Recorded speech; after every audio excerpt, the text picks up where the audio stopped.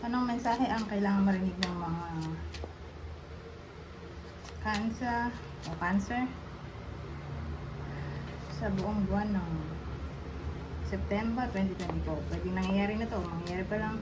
Kung hindi man para sa inyo to, magiging reading ay baka para sa someone na malapit sa inyo o sa someone na kakilala nyo mismo. Baka may lumabas na gender, gawin nyo na lang energy, masculine at feminine energy. Pwede rin naman na huwag nyo nang pansinin yung gender.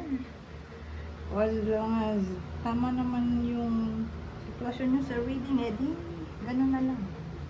Huwag nyo nang pansinin yung gender.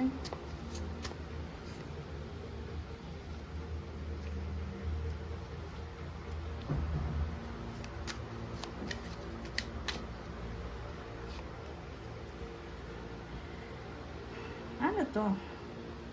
8 of water at 9 of air. Para bang aalis yung iba sa inyo, oh. O may aalis sa buhay nyo. Sige. Ganito na lang. I-clarify natin to.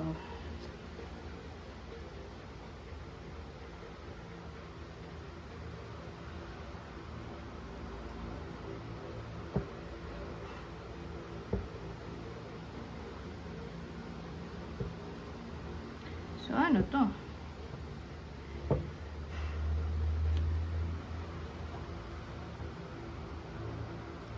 Tingin ko nangyayari na to. May someone na umalis sa buhay ninyo. Sabihin nating literal na umalis o wala silang communication ngayon. Na ito sila. Hirap makatulog. Laging nag-iisip. Laging nag-worry. Depressed. Puno ng anxiety. Na para bang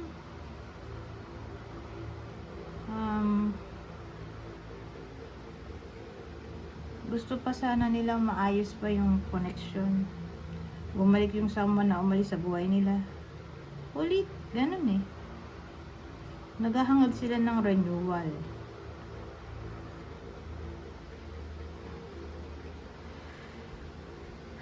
O second chance. So, pwedeng nangyayari na to o mangyayari pa lang. O pwede rin naman itong maging reading para sa someone na malapit sa iba sa inyo na dumaraan o dumadanas ng ganitong klaseng sitwasyon. Ayun nga, parang breakup kasi to eh. Para sa iba sa inyo, mukha itong breakup eh.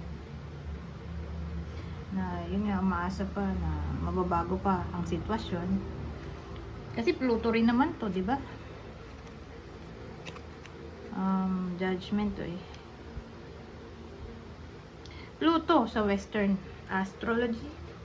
Pero alam ko wala yatang Pluto sa Vedic astrology.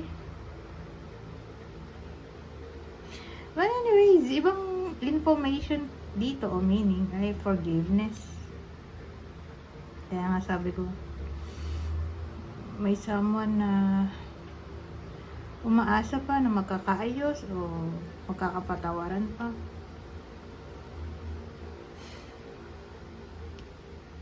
Anyways, mukhang ex-trading na nga to. O sabihin naman nating kaibigan to na nawala sa buhay niyo, pwede rin. So kung ex-partner, sino? Aquarius, Sagittarius. Kung kaibigan, sino? Leo. Isa sa air sign, Gemini, Libra, Aquarius. Pero tingnan natin ang possible outcome dito.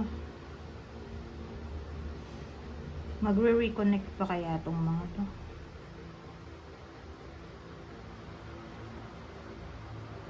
Yes or no? Isang card lang para mabilis. Mag-reconnect pa kaya to kasi may umaasa nga eh. Kasi probably nangyayari na to. Sabihin natin August. Wala na silang communication. Break na sila.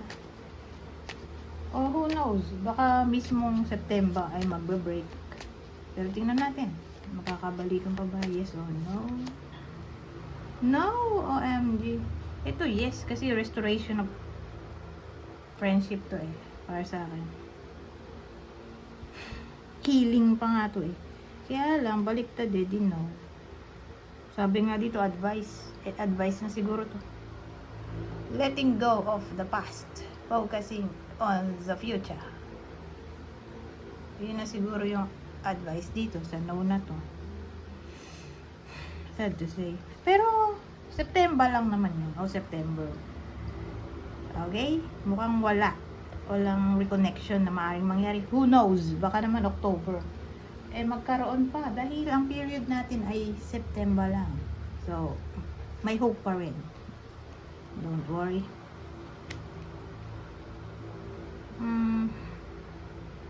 Punta tayo dito. Ano pang information ang masasabi nito? Tingnan natin kung didikit ba tong kwento dito o hindi. Pero usually hindi dumidikit eh. Magkaiba. High honors.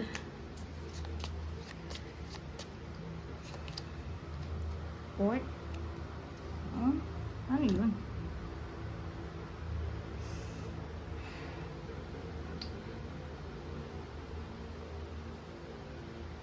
So, ano yan? Well, ang tingin ko, sa September, may possibility ng decision making dito.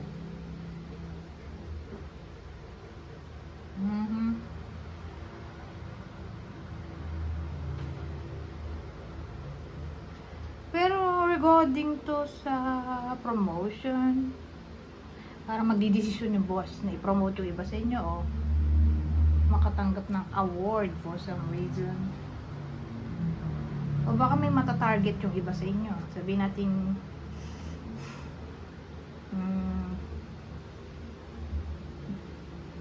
may tawag dito competition.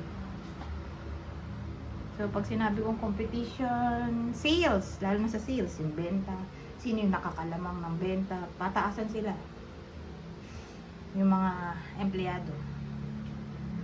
So kung gano'n ang sitwasyon na nasa sales department yung iba sa inyo, eh baka yun nga target nila yung kanilang quota o sila yung maging number 1, who knows, o mapasok sila sa top 10 na pinakamataas ang benta. So example lang, basta ang dating may award, reward na matatanggap yung iba sa inyo o ma-recognize sila sa galing nila, in short. Lalo na kung naandun sila sa big company, yung bonggang company na well known. Pero kung di naman ganun ang case, sabihin natin nasa government naman, eh yun nga, para bang magiging mabait yung mga boss sa kanila for some reason, kasi parang may magagawa yung iba sa inyo na magiging beneficial sa ibang tao dun sa gobyerno. Kaya parang pupurihin yung iba sa inyo sa kanilang talent, skill, knowledge, intellect.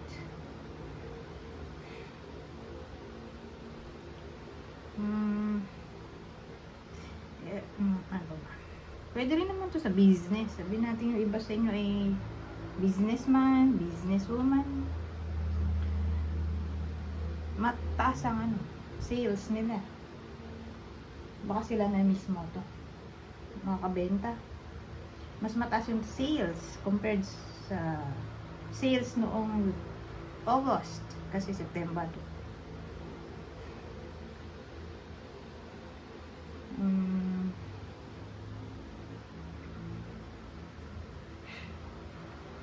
Sabihin naman natin may mga problema. Kanya-kanyang problema. Iba sa inyo. Lalo na kung serious matters. Serious o legal matters. Mukhang maayos naman.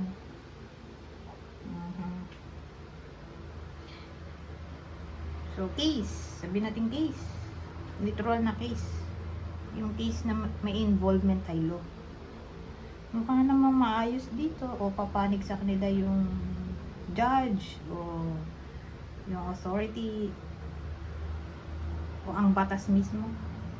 So, case to case basis.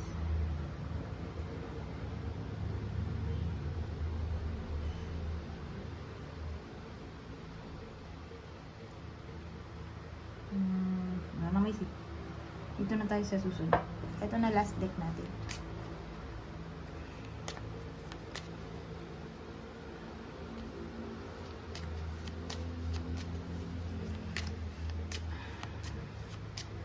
So yung kwento natin, hindi ko alam kung dumikit ba dun sa tarot. Mukhang hindi. Kaya nga sabi ko sa inyo, pag nag-iba ko ng deck, usually hindi nagdidikit yung kwento. Pero minsan nagdidikit, pero madalas hindi. So ito malamang hindi. O depende pa rin yan. So kunin nyo lang yung info na sa tingin nyo ay fit sa sitwasyon nyo kasi general message na to.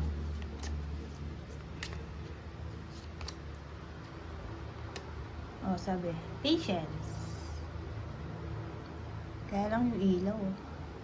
Patience please.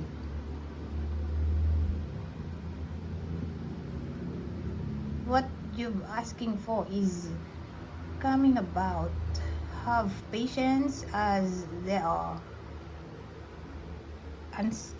unseen factors that need to occur first.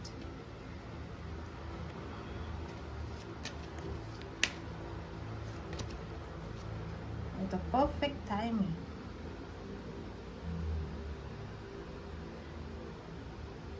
This is the right time for you to move forward. Nagabal yung ilaw eh.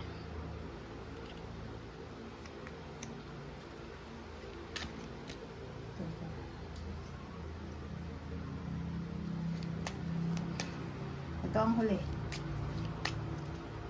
Huling call. Wow, pregnancy. O, baka mabuntis yung iba sa inyo. Kung gusto. Ito. Baka mabuntis.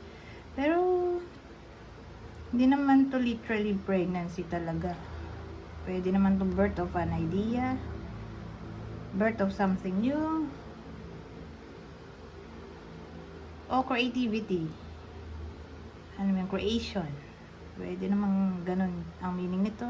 Kung ayaw ng pregnancy. Kasi, syempre, hindi naman lahat gusto ng ganong topic na mabuntis, di ba? So, kunin nyo lang yung info na sa tingin nyo ay para sa inyo. O kung di man kayo to na mabubuntis, yung mga babae o yung partner ng iba sa inyo, baka may mabalitaan yung iba sa inyo na mabubuntis. Lalo't mahal nila sa buhay o malapit sa puso nila. Kaibigan, katrabaho, idol, na yun nga, mabubuntis. Pwede rin ganun. Anyways, sabi dito, the birth of a child brings great blessings to you and the world. Anyways, hanggang dito na lang. Goodbye for now.